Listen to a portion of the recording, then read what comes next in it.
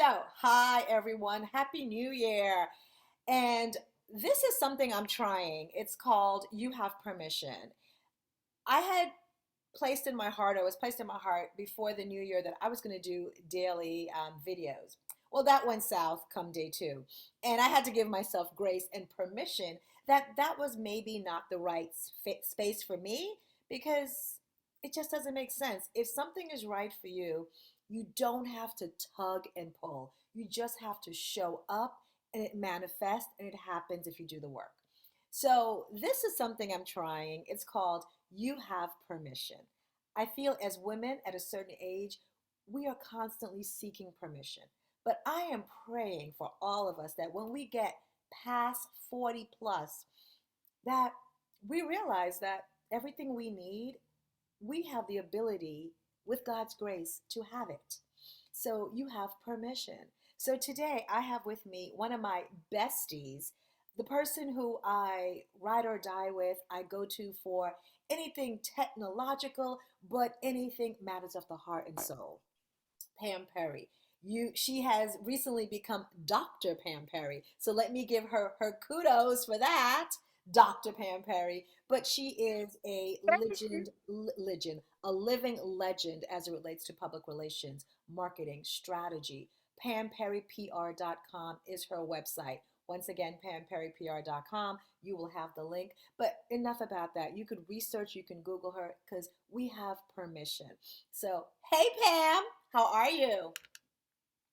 Karen, I'm doing good. KTB, how are you? I am great. Thank you so much for doing this. So, you're in a chair, right? Seated in a chair with no wheels. Yeah, okay. So, sit nice and tall and just take a breath. Inhale through your nose, hold it. Exhale through your nose slowly to the count of six in your mind. Allowing the shoulders just to fall and be, allowing the breath just to set in and be regular. And just open your eyes now. And I want to read something to you that I posted this morning. Um, 2022 is all about me being intentional. And I posted this, and I want you to tell me your response to this post. Trust me, I do have it. But I have permission. It says, disappointments are good for the soul. Reflect on how a disappointment became a catalyst for your growth. Talk to me Ooh, about, right? that is Isn't that good. yummy? That I is made good. that up. I made that. But It is because so many times we're trying to push and push and push for what we think we want. And God, the universe, whatever you want to call it, will say, that's not the right way. And you really know the right way, but you keep pushing because you wrote it on your pad and that was a goal I want to achieve, and doggone it, I'm going to get it. And it's like, what will happen is that the God will say, no, mm, I told you already in your soul that it was really not the thing that you should be pushing for, but you're going to push anyway. So what's going to happen is that I'm going to have to move you on the right path by just giving you a little bit more of a jug. Like, this is the right way, because you're over on to the left, and you're heading that way, and you're thinking you're doing really good because I wrote it on my notepad and this is this is the goal I'm supposed to do. But it's like, no, I really want you in this spot. So for me, so many times I would have a job and I would love the job until I didn't. mm, And what would happen is that I would love it, and I would be there for a season. And then basically I would have this angst in me. Like, I just like, I couldn't breathe. Or the people around me became so toxic, or it was just the point where maybe I got fired. And was that a bad thing? Yes, it was bad. You hate to lose your job, and you hate to have all this bad stuff happen to you, but it puts you to the right place. It's mm, like it takes this dark part, and it's like, okay, this is the light where you should be going. You are heading over there in the dark. I need to get you back into this path, into the light part. and then that's where you're going. So when I started my business 22 years ago, it was the same thing. Me and my husband were in a company, Perry Marketing Group. That company closed, went bankrupt, went out of business. Like one day, the IRS just came and just padlocked the place and we couldn't get in, right? It was like, oh my God, devastating. We had a small child and she was 4. Mm. And I was working in the company, he was working in the company. We had a team, we had staff, so business is out of business. So it's like, okay, so what do we do? At this point, I had this gnawing thing that I should be doing something else, even though the business was doing well, but it wasn't really what I wanted to do. It was his company. After we got married, I joined his company and then I became quote unquote vice president of public relations, but we were doing PR for automotive. And I really wanted to do PR for other type of companies, other type of people, other type of things.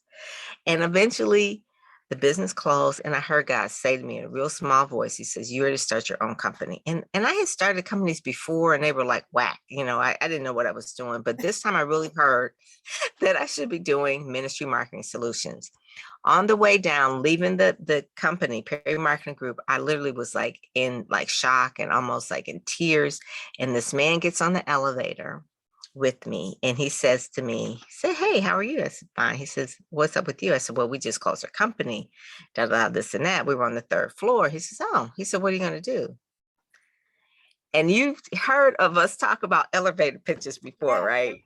I had no idea what I had said, but I said something like, I guess I'm going to have to do my own company. He said, what kind of company? I said, PR agency. He says, and I said, I think it's going to be called like Ministry Marketing Solutions because I work with ministries. He says, really?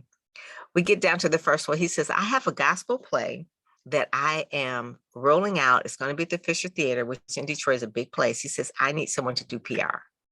That was my first contract. Look at that. And so that takes me to disappointments are good for the soul. Yes, they're uncomfortable. Yes, Yeah. they keep you up and they give you angst. But what they do when you get still and reflect, it opens a Mhm. pathway and space for you to actually do what you really want to do. And that's what this is. Yes. Where you're supposed to really be, Where you're where you're supposed to supposed be. to really be. So, Mhm. Pam, you have permission. What are the 3 things that you need to give yourself permission to do? The first thing is permission to say no. All Okay, right. Permission to say no and not be apologetic about it. okay. Just say no. So people will say, would you like to do this? Would you like to do that? You should attend this. You should go here. You should no. Okay, so permission to say no. What else? And the other thing I think is permission to really give yourself grace when you fail. So Woo! things don't work out. They don't work out like on paper, right? Maybe Even the math even was off, at and at any age, right? Whether you right? are 15 or Or 90, 60. 109 or Yeah, 60, right?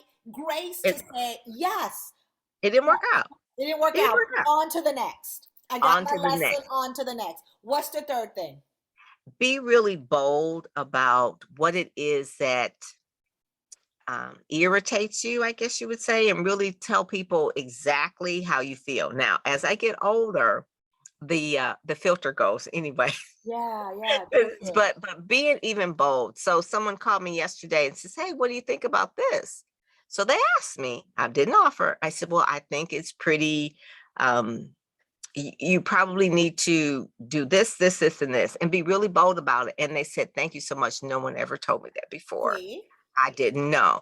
And it's like because the older you get, the more information you have and the wiser you should become. You can tell someone exactly what may have taken you 20 years to learn. And you could tell them in 2 minutes, you need to change this, and Right. this, and be bold about it. And don't be afraid to hurt their feelings because it may sting for a minute, but they'll realize that they asked you and they really wanted to know the information. You told them and it stung. And then now it's like, okay, she was Yeah. right. Yeah, the Okay. pivot. I have gotten over the thing that, okay, you've got to be a yes person in order for everybody to get along with you. No, no, no. You don't have to be a yes person. You just have to be true to you. Be True to true to you, you. say what it is, be bold That, about it. those are some great nuggets. So permission to say no, permission to have grace, permission to be in your truth and have that Yes. be honored, no matter what that looks like, because you're coming from a place of experience, right? Yeah. Yeah. So that is so you have permission to do all those things, Pam. You have permission. Thank you so much. Before you leave, I just want for us to do a nice inhalation because part of giving yourself permission is taking time to honor the breath. So inhale with your arms up, dropping the shoulders. How do you do? Just know that the shoulders have the ability to melt. So bring them down, down. Allow them to do. So bring your arms up, Pam. Just bring your Bring them arms. up. Yes. Now open up the shoulders. Bring them Okay. down. Yes. Feel that difference right there. Uh-huh. Ah. Open the arms into a T, palms facing up. This is what you want to receive.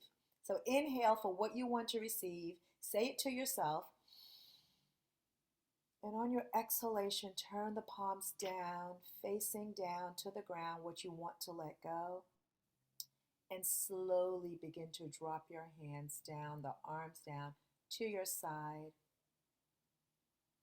letting go whatever you have been holding on to, and knowing that, yes, you have permission. Open your eyes. Namaste. Thank you. Thank you. This was good. This was Oh, good. hold on one second. Hold on. Let me just hold.